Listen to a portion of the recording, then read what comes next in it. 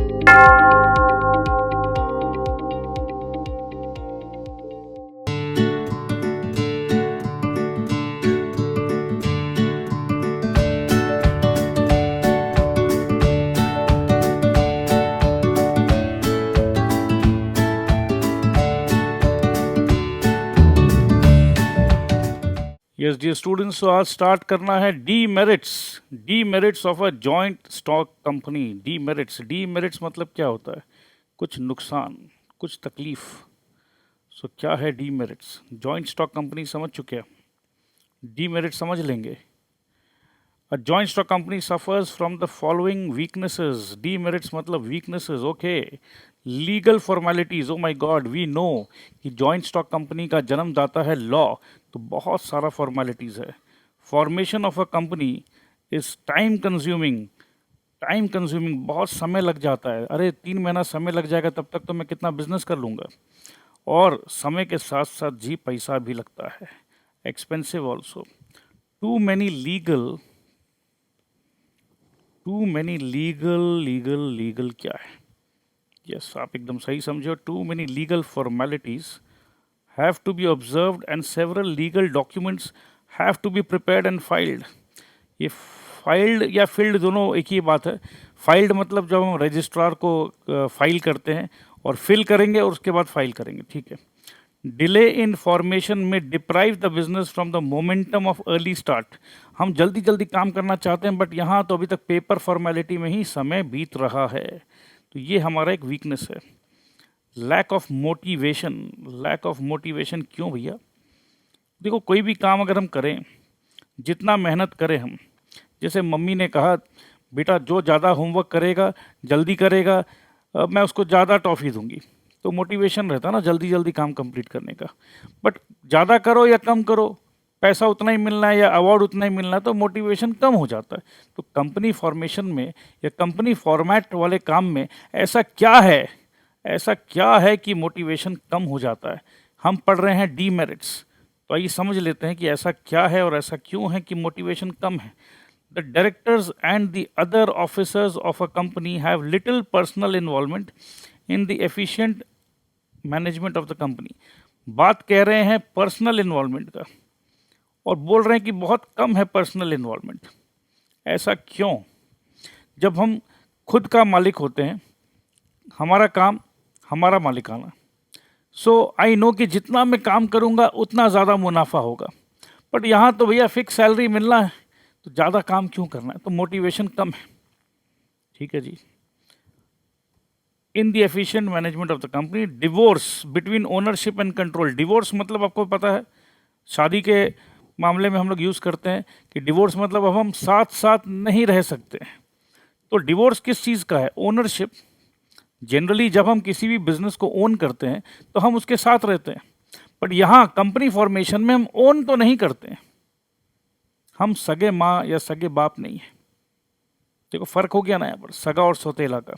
सो ownership मेरा नहीं है और कंट्रोल मेरे हाथ में है, क्योंकि मैं डायरेक्टर हूँ, मेरे हाथ में कंट्रोल है, बट मैं क्योंकि इसका बाप नहीं हूँ, इसका जन्मदाता नहीं हूँ, तो वो फीलिंग्स नहीं आती है। And absence of a direct link between effort and reward. जैसे मैंने स्टार्टिंग में कहा था, ये सब जो मैं ब्लॉग बना रहा हूँ ये कीवर्ड्स है, ठीक है। Link between effort and reward ये मिसिंग है। Lead to a lack of personal interest and incentive. It is difficult to keep personal touch with customers. Customer के साथ, देखो अगर मैं जलेबी बेचने वाला काम करता हूँ तो मैं, अरे भाई मोहन बाबू कैसे हैं, अरे भाभी जी को जलेबी पसंद आया या नहीं, तो मैं हमेशा हमारे कस्टमर से पर्सनल टच रख रहा हूँ, क्योंकि ये मेरा काम है। बट यहाँ पर ऐसा पर्सनल टच वाला बात नहीं। मैंने एग्जांपल जलेबी वाला दिया था जिससे आपको हमेशा याद रहे। So personal touch with customers as well as employees. Employees के साथ भी पर्सनल टच क्यों? क्योंकि जब मैं जलेबी बनाता हूँ तो मेरे को पता है कि वो जो अपना बंसी है ना, वो बंसी ज़बरदस्त कारीगर है। वो जो जलेबी तलता है ना, कस्टमर को बहुत पसंद आता है। तो मैं कस्टमर को भी खुश रखने का कोशिश करता हूँ और अपने एम्प्लॉयज़ को भी खुश रखने का कोशिश करता हूँ, क्योंकि मेरा काम है, मेरा बिजनेस है, मेरा मुनाफा है। बट यहाँ पर कंपनी फॉर्मेशन में कंपनी का काम कर रहे हैं, ठीक है भैया, देख लेते हैं, कर लेते हैं, समझ लेते हैं। As a result efficiency of business operation में बी लो। तो मेरे ख्याल से ये क्लियर हो गया कि एफिशिएंसी लो हो जाएगा। Okay, next is delay in decisions.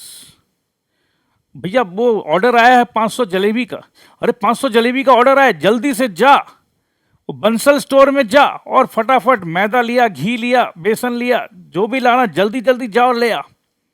तुरंत ऑर्डर हो गया ना भैया। बट कंपनी फॉर्मेशन में ऑर्डर देना है तो एक्सप्रेशन ऑफ इंटरेस्ट, टेंडर को बुलाया जाए, 4-5 बिड होगा, फिर हम फैसला करेंगे कि किसको ऑर्डर देना है, ठीक है। तो डिले इन डिसीजन हो गया ना। Red tape and bureaucracy. अब रेड टेप क्या होता है? ये रेड टेप आया कहाँ से? अंग्रेजी हुकूमत के समय पे जो फाइलें हुआ करती थी, वो फाइलों पे एक लाल रंग का टेप लगा रहता था या रस्सी लगा रहता था।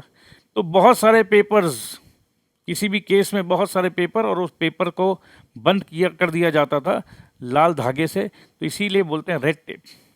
रेड टेप मतलब भैया बोलते हैं ना कि सनी देओल का जो डायलॉग था, मिली क्या मुझे तारीख, तारीख पे तारीख, तारीख पे तारीख। तो यहाँ फाइल और फाइल और फाइल के ऊपर मिली क्या? Tape and tape, tape and tape. और किस कलर का टेप था वो? रेड कलर का टेप था। तो काम कम हो रहा है, कागज़ें ज़्यादा भर रहे हैं, फाइल्स ज़्यादा भरी जा रही है और फाइल पे लाल टेप लगा दिया जा रहा है। रेड टेप एंड ब्यूरोक्रेसी, ठीक है। Do not permit quick decision.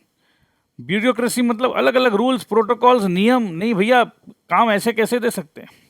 Jalebi बनाने का कॉन्ट्रैक्ट अगर देना था तो 3 हलवाई से रेट्स लेना था।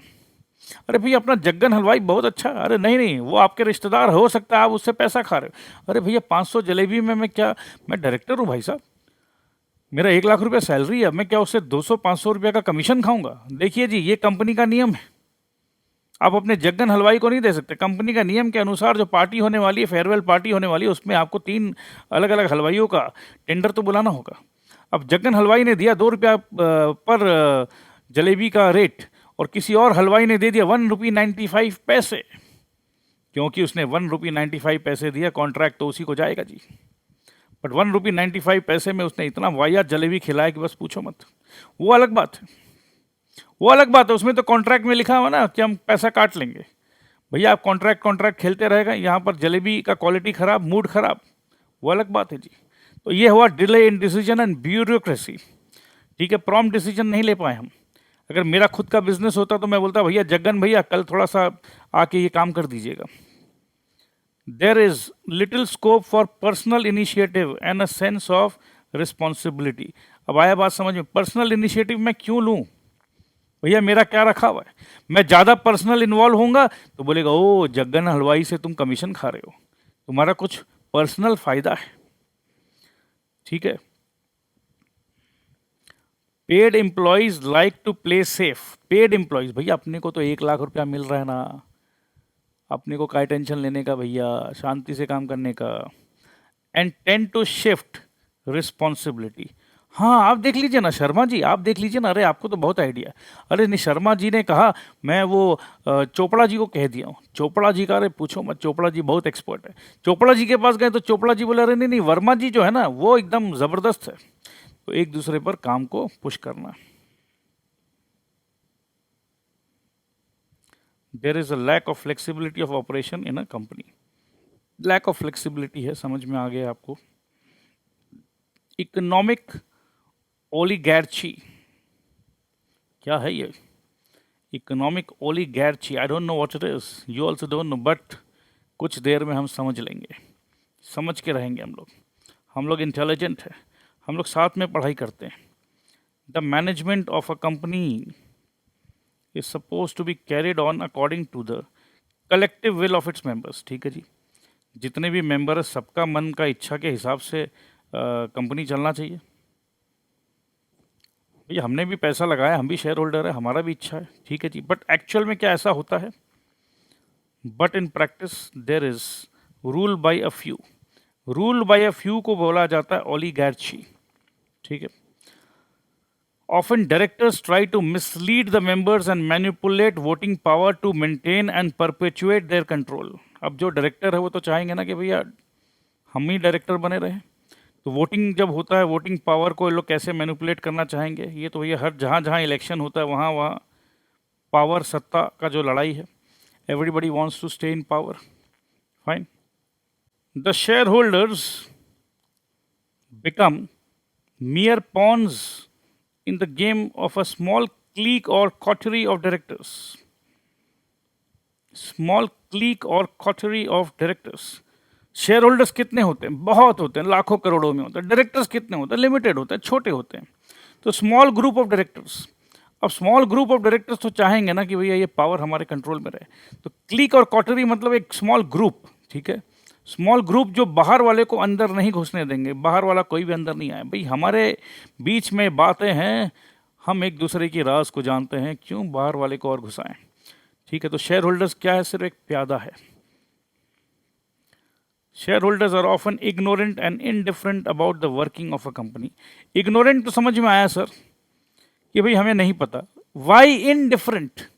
अब एक बात बताओ, मैंने चलो 10,000 रुपया लगाया एक कंपनी पे, बट उस कंपनी का करोड़ों करोड़ों करोड़ों करोड़ों करोड़ों रुपए लगे हुए हैं।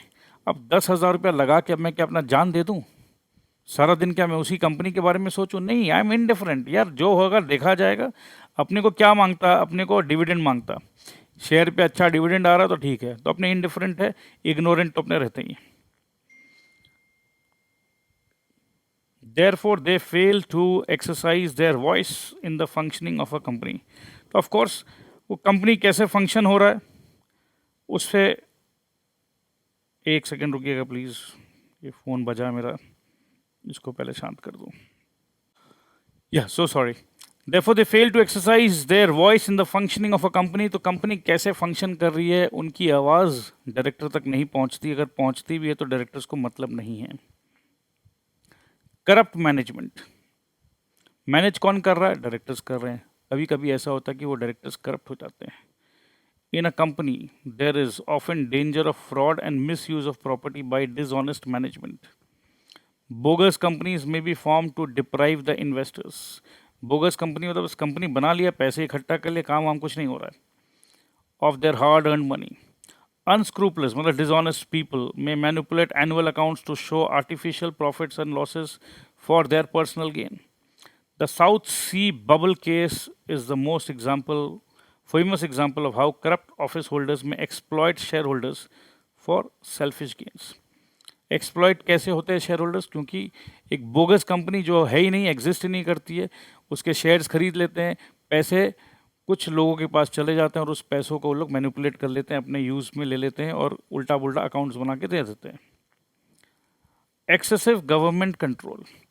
अब ये तो अपने को पता है कि बहुत सारे लीगल्स फॉर्मेलिटीज़ के हिसाब से कंपनी बनता है, तो गवर्नमेंट का बहुत सारा कंट्रोल रहता है.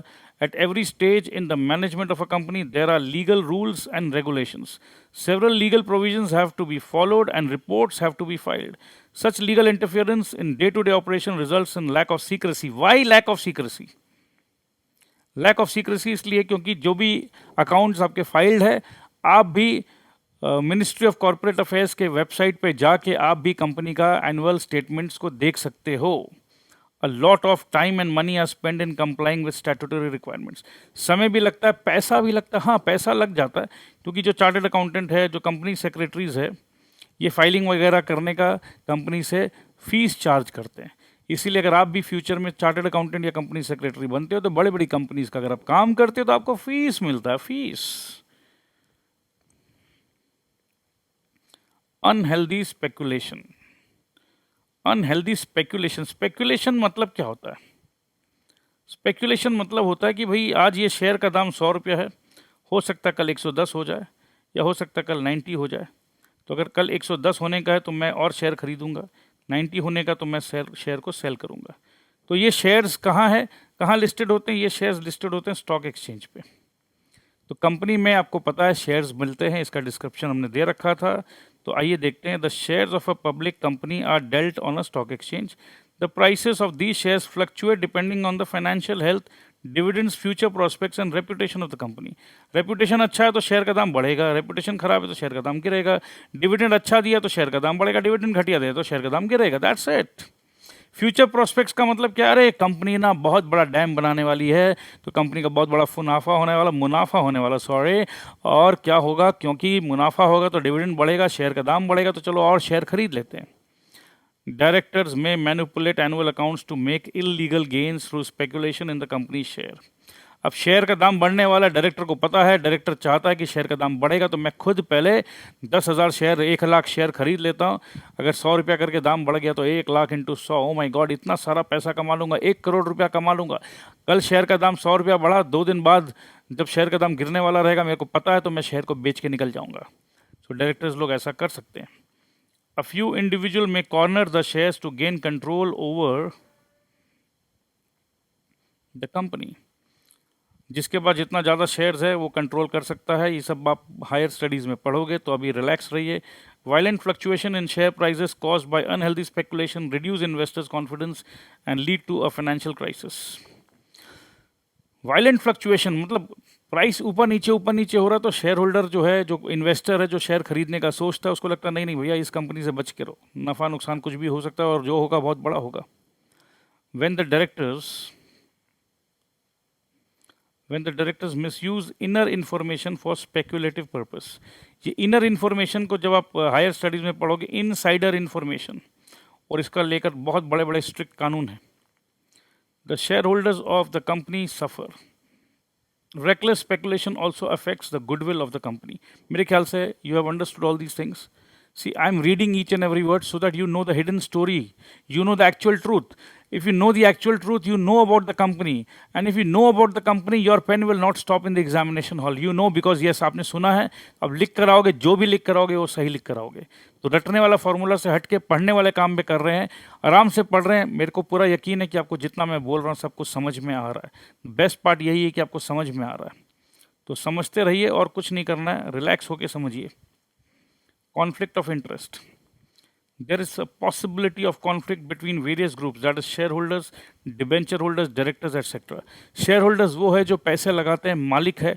Debenture holders वो होते हैं जिन्होंने लोन दिया है, और directors वो होते हैं जो मैनेज कर रहे हैं. तो तीनों का आपस में कोई भी बात को लेकर वाद और विवाद हो ही सकता है. Such conflicts reduce employee morale and efficiency of operation. Of course, when there will be so much conflict, employees will tend to find out ways of not working and try to take sides. Fine. Social evils. Social मतलब समाज के लिए evil. Oh my God. Company form of organization may give rise to growth of private monopoly and concentration of wealth in few hands. अरे भैया, private monopoly and concentration of wealth in few hands. भाई आज के दिन में अगर हम हमारे देश का बात करें तो रिलायंस बहुत बड़ा कंपनी हो गया और बहुत बहुत बहुत पैसे हैं उनके हाथ में. Big companies may use their economic power to influence politicians. Oh my god, हम लोग सुनते हैं, कभी कभी ऐसा सुनते हैं कि रिलायंस वालों का ना बहुत अच्छा मोदी जी से अच्छा टाई अप है, अच्छा मोदी जी उनको फेवर करते हैं, ऐसा बोला जाता है. ठीक है, तो ऐसा विपक्ष का आरोप भी हो सकता है, ये सच भी हो सकता है, जो भी है. मगर अभी हम पढ़ रहे हैं कंपनी फॉर्मेशंस, और कंपनी इतना बड़ा होता है, इतना ताकतवर होता है, इतना पैसा होता है कि वो चाहे तो इन्फ्लुएंस कर सकता है पॉलिटिशियंस को, वो चाहे तो गवर्नमेंट को भी इन्फ्लुएंस कर सकता है, leading to corruption in public life. तो इसका मतलब ये है कि अगर सरकार करप्ट है और बहुत पैसे वाली कंपनी ने गवर्नमेंट को बहुत सारा पैसा दिया, तो वो रूल्स, लॉज, टैक्सेस को अपने हिसाब से घुमा सकते हैं, तो बहुत कुछ देश का भोला भाला जनता का नुकसान हो सकता है. भोली भाली या भोला भाला. ठीक है जी, चलो कोई बात नहीं. अब हम लोग को देखना है ये मेरिट्स एंड डीमेरिट्स का, ये जो शॉर्ट में लिखा हुआ है दोस्त, ये तो मैंने एक एक पॉइंट डिस्कस कर ही लिया है. तो this is self reading. Okay, so ये मैं छोड़ रहा हूँ. हाँ, आगे अपने को ये देखना है कि types of joint stock companies. Types company तो हम समझ लिए हैं, अब किस टाइप के होते हैं, कितने टाइप के होते हैं. On the basis of mode of incorporation, किस प्रकार से इनकॉर्पोरेट हुआ. Chartered companies, statutory companies, registered companies. तीनों में बहुत ज़्यादा फर्क नहीं है, बहुत बारीक सा फर्क है. ठीक है, चार्टर्ड कंपनीज पहले के ज़माने में, जब अभी तो गवर्नमेंट होता है, पहले क्या होते थे, किंग, किंग बोल लो, या जैसे लंदन में क्वीन बोल लो. तो अगर किंग एंड क्वीन के ऑर्डर से कुछ कंपनी फॉर्मेशन हुआ है तो उसे कहते हैं चार्टर्ड कंपनीज. अब किंग क्वीन के बाद ज़माना आया गवर्नमेंट का. अब गवर्नमेंट ऑफ इंडिया के हिसाब से अगर कोई कंपनी फॉर्मेशन हुई है तो उसे कहेंगे स्टैट्यूटरी कंपनीज. अब हम और आप मिलकर कोई कंपनी फॉर्म करना चाहते हैं तो हम और आप मिलकर जो फॉर्म करेंगे कंपनीज एक्ट 2013 के तहत, कंपनीज एक्ट 2013. कंपनीज एक्ट 2013 किसने बनाया, गवर्नमेंट ने बनाया. बट हम और आप जब कंपनी को रजिस्टर कराएंगे तो कंपनीज एक्ट 2013 में रजिस्टर कराएंगे. तो जो कंपनीज एक्ट 2013 में रजिस्टर होता है उसे कहते हैं रजिस्टर्ड कंपनीज. सो मेरे ख्याल से एकदम ईजी था, कुछ इसमें दिक्कत नहीं आएगी आपको. और वैसे भी हम एक एक वर्ड पढ़ेंगे तो पढ़ते के साथ आपको और अच्छे से क्लियर हो जाएगा. हालांकि जितना मैंने समझाया है उतना ही है, तो ये अगर आप सेल्फ रीडिंग भी करोगे तो भी इजी हो जाएगा. So on the basis of liability of members, starting में मैंने आपको बताया था कि लायबिलिटी ऑफ मेंबर्स, जो भी मेंबर्स है उनका लायबिलिटी कितना होता है, शेयर होल्डिंग में जो अमाउंट होता है, फेस वैल्यू का जो अमाउंट है उतना ही है. सो अगर कंपनीज के जो लायबिलिटी ऑफ मेंबर्स के हिसाब से, कुछ कंपनी ऐसी होती है जो लिमिटेड बाय शेयर्स होते हैं, कुछ कंपनी ऐसी होती है जो लिमिटेड बाय गारंटी होती है कि चलो मैं गारंटी देता हूँ अगर कंपनी नुकसान में पहुँच जाए तो मैं इतना पैसा दूंगा. और कुछ कंपनी ऐसी होती है जहाँ अनलिमिटेड लायबिलिटी. अब अनलिमिटेड लायबिलिटी हो तो भैया फिर सोल प्रोप्राइटरशिप भी क्या ख़राब था. तो अनलिमिटेड लायबिलिटी का करने का क्या सेंस है. ऑफ कोर्स सेंस तो समझ में नहीं आता है, बट ऐसा है. Company on the basis of nationality, जो इंडिया में कंपनी है वो इंडियन कंपनी, जो फॉरेन में कंपनी है फॉरेन कंपनी, जो कंपनी बहुत सारे देश में है, 2-3 देश में, multinational company. Basis of control, holding company, subsidiary company. जैसे पापा है और बेटा है, तो पापा का कंट्रोल बेटे पर है तो पापा हो गया होल्डिंग कंपनी. कान पकड़ लूँगा, कान को होल्ड करके मरोड़ सकता हूँ मैं. सब्सिडरी कंपनी मतलब ये बेटा कंपनी, जो बेटा है उसे सब्सिडरी कंपनी कहते हैं. On the basis of membership, private companies, public companies, government companies. So ये जैसे हम और आप मिलकर कुछ खोले तो प्राइवेट कंपनी, जिसमें पब्लिक बहुत सारे लोगों का इन्वॉल्वमेंट होता है वो पब्लिक कंपनीज, जहाँ गवर्नमेंट का इन्वॉल्वमेंट होता है गवर्नमेंट कंपनीज। सो मेरे ख्याल से ये अगर हम छोड़ देते हैं आपके लिए, तो भी आप आराम से इसको रीड करेंगे और आपको ये आराम से समझ में आएगा। जिस हिसाब से हमने आपको डिटेल में समझाया है, तो जितना मैंने बोला है आपको आराम से समझ में आएगा ही आएगा। ठीक है। सो अब हम लोगों को देखना है डिस्टिंक्शन।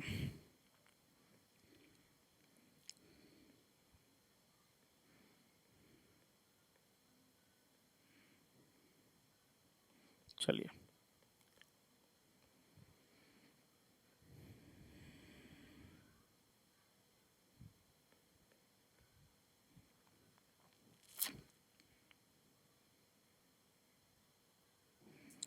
डिस्टिंक्शन देखना ज़रूरी है दोस्तों। Minimum number of members, public company में मिनिमम 7 मेंबर और प्राइवेट कंपनी में 2 member. Maximum number of members, public company में जी कोई लिमिट नहीं है और प्राइवेट कंपनी में 200। Minimum number of directors, public company में 3 और प्राइवेट कंपनी में 2। पब्लिक इन्विटेशन फॉर कैपिटल, इसका मतलब क्या है कि क्या मैं पब्लिक से पैसे मांग सकता हूं? तो जो पब्लिक कंपनी है वो तो बिल्कुल मांग सकती है। It is free to invite the public to buy its shares and debentures. मगर private company it cannot invite public to buy its shares and debentures. Commencement of business, business कब चालू होगा? It cannot commence business after incorporation unless certificate of commencement of business is obtained. Incorporation तो हो गया है, company तो जन्म ले लिया है। बोलते हैं ना कि जन्म लेते के साथ क्या बच्चा स्कूल जाना रहता है? जन्म लिया, ठीक है, क्या बच्चा स्कूल जाने के लिए रेडी है? नहीं नहीं नहीं नहीं, नहीं। तो बिजनेस करने के लिए रेडी कब होगा? जब उसे मिलेगा certificate of commencement of business. ठीक है। और प्राइवेट कंपनी का क्या सीन है भैया? Private company it can commence business immediately after incorporation. जैसे इनकॉर्पोरेट हुआ वैसे ही बिजनेस स्टार्ट कर सकते हैं। प्रोस्पेक्टस, प्रोस्पेक्टस, प्रोस्पेक्टस क्या होता है? अरे जैसे स्कूल में डायरी वायरी मिलता है, उसमें सारे रूल्स रेगुलेशन लिखे रहते हैं, उसी प्रकार से it must issue and file a prospectus और statement in lieu of prospectus. In lieu of मतलब इन एक्सचेंज ऑफ। ठीक है। या तो एक प्रोस्पेक्टस दो या एक स्टेटमेंट दो, और यहाँ पर इनको कोई भी ऐसा प्राइवेट लिमिटेड कंपनी को ऐसा कुछ भी करने का दरकार नहीं है। अलॉटमेंट ऑफ शेयर्स, अब एक बात बताइए, जो शेयर्स खरीद रहे हैं, पब्लिक कंपनी का शेयर खरीद रहे हैं तो वहाँ अलॉटमेंट होगा। प्राइवेट कंपनी को तो अलाउड ही नहीं है शेयर बेचने का या शेयर को एप्लीकेशन लेने का, तो अलॉटमेंट हो ही नहीं सकता। It can allot shares without receiving the minimum subscription. It can allot shares without raising the minimum subscription. अब इसका मतलब क्या है? यहाँ पर शेयर्स को जो हम अलॉट कर रहे हैं, जो हमारे इनसाइडर्स लोग जो है, जैसे हमने 4-5 लोग मिलकर जो कंपनी खोले हैं, इनसाइडर्स को, बाहर वाले को हम नहीं अलॉट कर सकते। Statutory meeting, it must hold statutory meeting. Statutory meeting मतलब as prescribed by the law. It need not hold statutory meeting. Statutory report, report मतलब जो रिपोर्ट आपको बनाना है, एज पर द लॉ आपको रिपोर्ट बनाना है। सो बना के आपको क्या करना है? It must file a statutory report. It need not file a statutory report. File किसको करते हैं? ROC, registrar of companies. Transfer of shares, it shares are freely transferable. Its shares are not freely transferable. Share warrants. It cannot issue share warrants. It can issue share warrants. अभी sir share warrant क्या होता है? Higher studies, थोड़ा सा wait करिए। Rules regarding directors, appointment, reappointment etcetera of directors subject to government approval. सरकार का approval भी चल सकता है, गवर्नमेंट का इन्वॉल्वमेंट है। यहाँ no government approval required for appointment, reappointment etcetera. Managerial remuneration, managerial remuneration कितना मिलेगा? लीगल रिस्ट्रिक्शंस है, ये नहीं कि सारा का सारा पैसा लुटा दो, यहाँ पर कोई लीगल रिस्ट्रिक्शंस नहीं है। Minimum paid up capital is 5 lakh, यहाँ पर 1 लाख। Registration compulsory. अच्छा, यहाँ पर आ गया distinction between private company and partnership, ठीक है। तो इसको थोड़ा सा आप एक बार रीड करिए, फिर हम और आप मिलकर रीड करते हैं। So here we have distinction between private company and partnership, ठीक है जी। रजिस्ट्रेशन, प्राइवेट कंपनी का रजिस्ट्रेशन कंपलसरी है, पार्टनरशिप का कंपलसरी नहीं है, पता है हमें। नंबर ऑफ मेंबर्स, अभी जस्ट हमने पढ़ा, प्राइवेट कंपनी का नंबर ऑफ मेंबर्स मिनिमम है 2 और मैक्सिमम है 200। पार्टनरशिप में भी मिनिमम है 2 मगर मैक्सिमम है 50, ध्यान रखिएगा। Legal status, separate legal entity है, यहाँ कोई सेपरेट लीगल एंटिटी नहीं है। लाइबिलिटी ऑफ मेंबर्स, यहाँ अनलिमिटेड लाइबिलिटी है, सॉरी, यहाँ लिमिटेड लाइबिलिटी है और यहाँ अनलिमिटेड लाइबिलिटी है। तो जो बच्चे बस सुने जा रहे हैं, तो भैया जाग जाओ, थोड़ा सा ध्यान दो। Implied agency, no member is an implied agent of the company, यहाँ पर पार्टनरशिप में इम्प्लाइड एजेंट है। ऑडिट अकाउंट्स कंपलसरी है, यहाँ कंपलसरी नहीं है। मैनेजमेंट कौन करता है? बोर्ड ऑफ डायरेक्टर्स करते हैं, यहाँ पार्टनर्स करते हैं। गवर्निंग लॉ है कंपनीज एक्ट, यहाँ है पार्टनरशिप एक्ट। तो मेरे ख्याल से ये एकदम ईजी था, हमने पढ़ लिया है, हमने समझ लिया है। अब आगे देख लेते हैं privileges of a private company. Private company का क्या फ़ायदा है और प्राइवेट कंपनी का क्या नुकसान है, और उसके बाद हम देखेंगे 1 पर्सन कंपनी।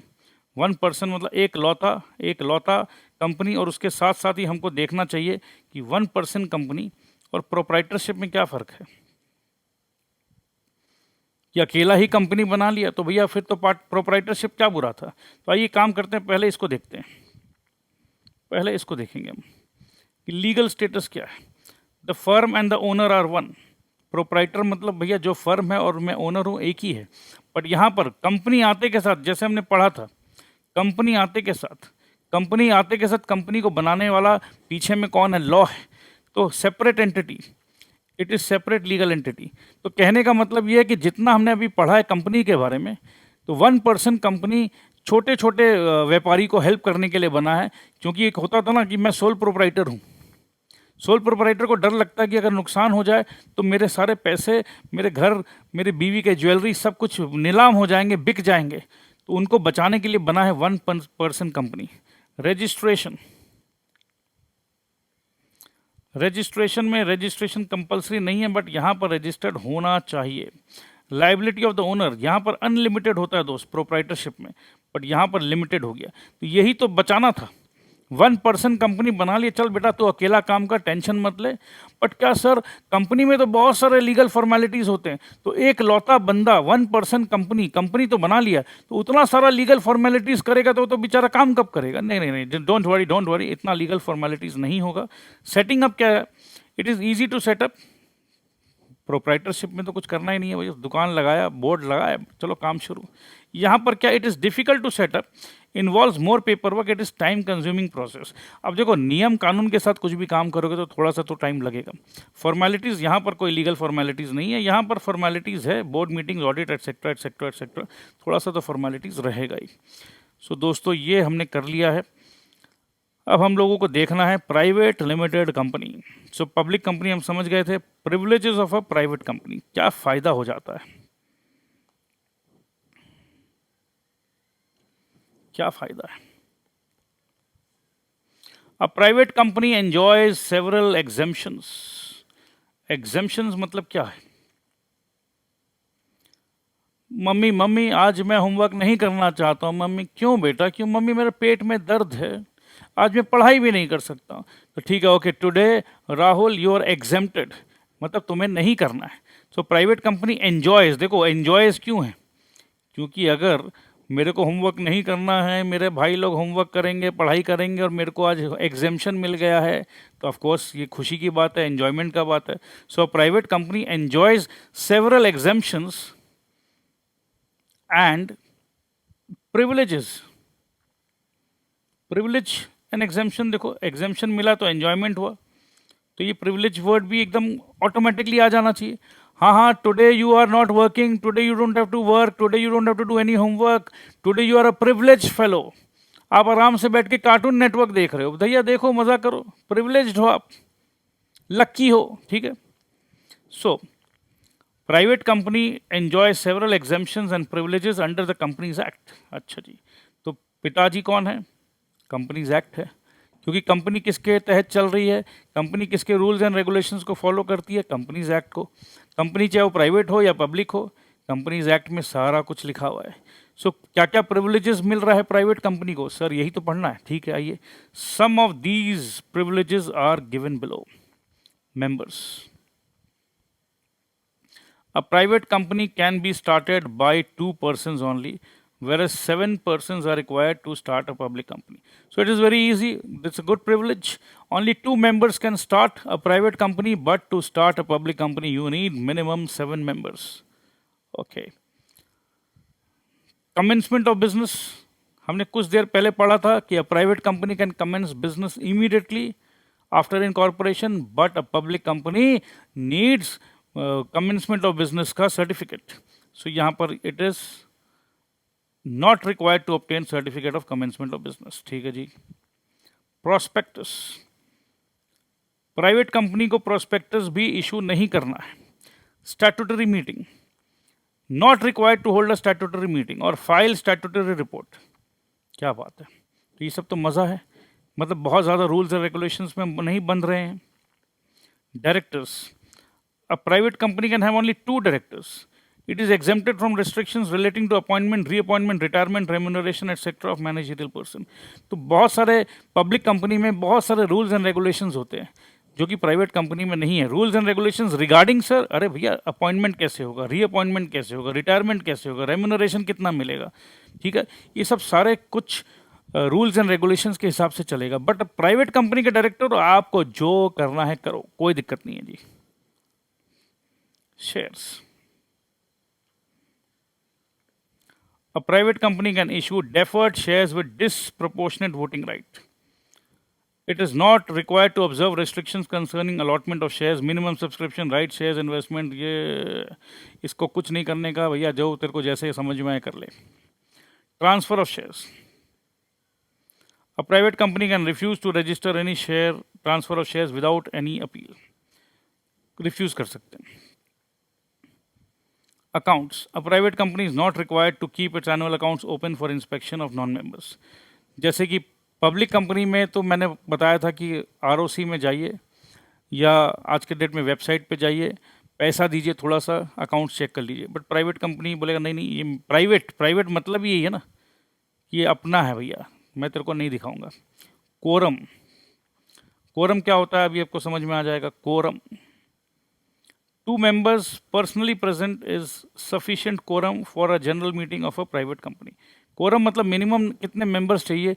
अगर हमको कोई मीटिंग करना है तो मीटिंग करने के लिए मैंने मीटिंग कॉल किया, समझ लो 1000 मेंबर है और सिर्फ 2 मेंबर आए, तो 2 मेंबर ने मीटिंग किया और बाकी 1000 मेंबर के ऊपर नियम लागू कर दिया, तो कोरम होता है कि मिनिमम इतने मेंबर्स चाहिए। सो प्राइवेट में 2 members personally present is sufficient quorum. Index of members. A private company is not required to prepare and maintain any index to the registrar of members, to the index to the register of members. तो दोस्तों एक चीज़ समझ लीजिएगा कि जितना चीज़ private company को नहीं करना है, पब्लिक कंपनी को करना है। सो ये था प्रिविलेजेस। अब हमको पढ़ना advantages. Sir privileges and advantages, देखो मोरलेस तो एक जैसा ही है, ठीक है। प्रिविलेज मतलब छोटे छोटे काम जो करने पड़ते हैं वो नहीं करने पड़ेंगे। अब एडवांटेज मतलब थोड़ा बड़ा बड़ा काम, बड़ा बड़ा चीज़, क्या एडवांटेज है।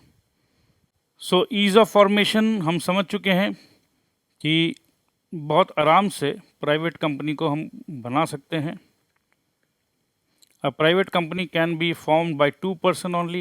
It can start its business immediately after incorporation and is not required to wait for certificate of commencement of business. Greater flexibility. Private company को क्या फ्लेक्सिबिलिटी मिलती है भैया? Greater. A private company is required to perform lesser legal formalities as compared to public company. It enjoys special exemptions and privileges under the company law. Therefore, there is elasticity of operation in private company. तो flexibility भी ज़्यादा है, कम काम करना है. Quick decisions ले सकते हैं. Quick decisions, prompt decisions, एक ही बात है. Secrecy रखता है. Continuity of policy. The same person continue to manage the affairs of a private company. Relations between them are close and continuity of policy can be maintained. Generally क्या होता है? ये होता है family companies. ठीक है. पब्लिक कंपनीज में family वाला इन्वॉल्वमेंट नहीं आता है. प्राइवेट कंपनीज में फैमिली वाला इन्वॉल्वमेंट रहता है. ताऊ, चाचा, भाई, बड़े भाई, छोटे भाई सब मिलकर काम कर रहे हैं. लिमिटेड लाइबिलिटी है. पर्सनल टच है. ये सब मैं नहीं पढ़ रहा हूँ क्योंकि बहुत ईजी है. डिसएडवांटेजेस क्या है? डिसएडवांटेजेस स्मॉलर रिसोर्सेज है. Credit standing is lower than of the public company. Lack of transferability of shares है.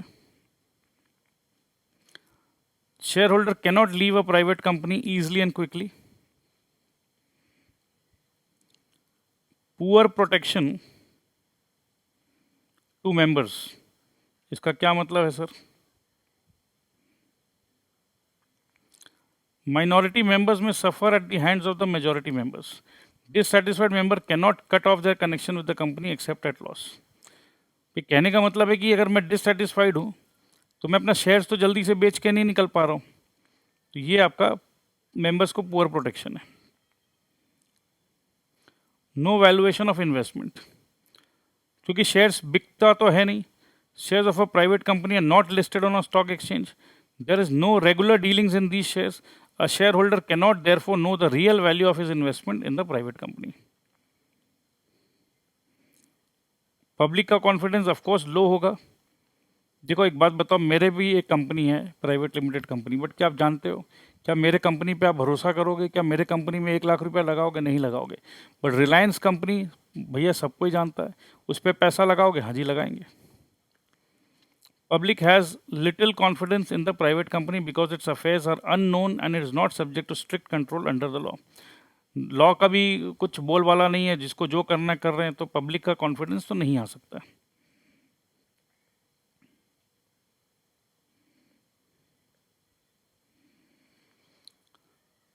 तो जी अब हम लोग आ गए हैं फाइनली 1 पर्सन कंपनी में. 1 पर्सन, एक लौता बंदा कंपनी बनाएगा. क्या है वो? The Companies Act 2013 allows the formation of 1 person company. As the name suggests, an OPC has only 1 member. 1 person company का जैसे नाम है वैसा ही काम है, एक अकेला बंदा. The sole member must nominate someone to take charge in case of his death or disability. अगर मेरे को कुछ हो जाए तो भाई मेरे बाद ये बंदा मेरा काम संभालेगा. The nominee's written consent must be filed with the registrar of companies. अब मैंने कहा भैया मेरा काम संभालेगा अमिताभ बच्चन, तो मैंने लिख दिया अमिताभ बच्चन काम संभालेगा. मैं मर गया तो भैया कंपनी अमिताभ बच्चन को जाके पकड़ेगी, रजिस्ट्रार ऑफ कंपनीज. तो अमिताभ बच्चन बोला अरे भैया मेरे को तो पता ही नहीं था, हाँ मेरे को मालूम ही नहीं कि अपन को ये काम संभालने का है. तो इसीलिए अमिताभ बच्चन जी का कॉन्सेंट होना ज़रूरी है. ठीक है. सो ये देखिए नॉमिनी का written consent registrar of companies के पास जाना चाहिए. The main feature of an OPC are as follows. It is a form of a private company. It is a form, ठीक है, प्राइवेट कंपनी जैसा ही है. It has legal entities separate from its members. The liability of a member is limited to the amount of capital contributed by him. ये concept मैंने आपको बार बार समझाया है कि लाइबिलिटी से बचना ज़रूरी है. तो जितना हमने शेयर का वैल्यू है बस उतना ही हमारा लाइबिलिटी है.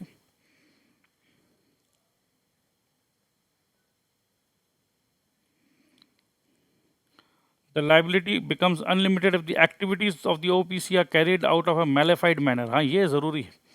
Malified manner मतलब OPC बना लिया बट काम गलत कर रहे हैं. गलत काम करोगे तो भैया उसका बेनिफिट जो आपको दे रहे थे ले लेंगे आपसे benefit. An OPC may be managed by the owner of his or his representative. या तो ओनर खुद या उसका हिज रिप्रेजेंटेटिव। मैंने अपने दामाद जी को कहा, अरे दामाद जी आप चिंता मत करिए, आप मेरा काम संभालिए। And OPC will get its annual accounts audited and file a copy of the same with the registrar of companies. A minimum share capital may be prescribed for an OPC. Every OPC shall have at least one director. The one person shall have to indicate the name of the person who, in the event of the subscriber's death, disability, becomes the member of the company. ये बात हमने discuss कर चुके हैं कि भाई हमें अगर कुछ हो जाए तो किसे इंचार्ज बनाएंगे। ओपीसी के मेरिट्स क्या है? क्योंकि सिंगल आदमी काम कर रहा है, मेरिट्स ही मेरिट्स है। OPC will enable small entrepreneurs and professionals, chartered accountants, lawyers, doctors to avail the benefits of companies. तो कुल मिला के यही बात था कि कंपनी का जो फ़ायदा है, जो फ़ायदा कंपनी बनाने में है, उसी का फ़ायदा ओपीसी को मिल जाएगा। चलो अच्छी बात है भैया, कुछ फ़ायदा ही हो रहा, नुकसान नहीं है। The procedure for formatting the OPC is very simple है। Running an OPC is easy as it does not require compliance with many legal formalities. As the risk is limited to the value of shares held by one person, small entrepreneurs have no fear of litigation, attachment of personal assets. ये जो मैंने आपको बताया ना, बीवी का jewellery वगैरह attach हो जाता है, attachment of personal assets, ठीक है। There is no need to share business information with any other person.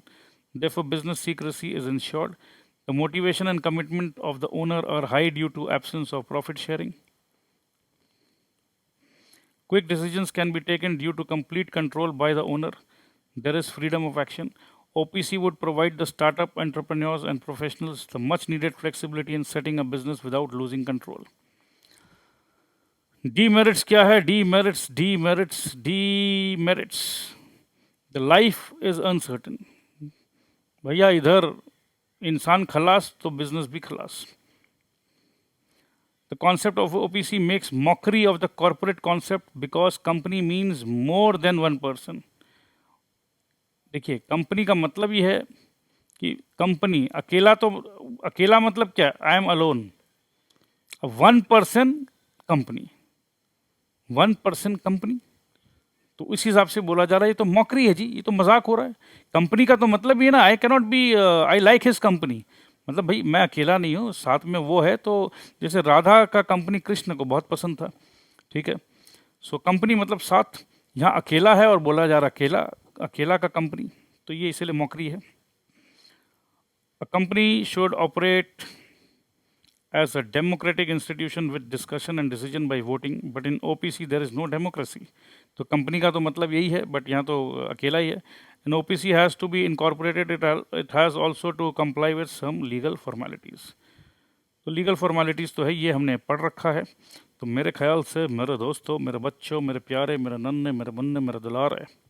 सो ये था एक इम्पॉर्टेंट चैप्टर। ये कॉन्सेप्ट मैंने बहुत डिटेल में डिस्कस किया है, सो दैट ये बिल्डिंग ब्लॉक्स है ज़िंदगी में। जब भी आप कॉमर्स से जुड़े हुए रहोगे आगे चल के 10 में, 11 में, 12 में, ग्रेजुएशन में, ये जितना भी हमने आपको पढ़ाया है ये आपके बहुत काम में आने वाला है, क्योंकि हमने आपको सिर्फ रटवाया नहीं है, समझाया है।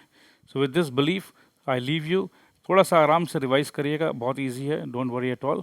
सो thank you so much, bye bye.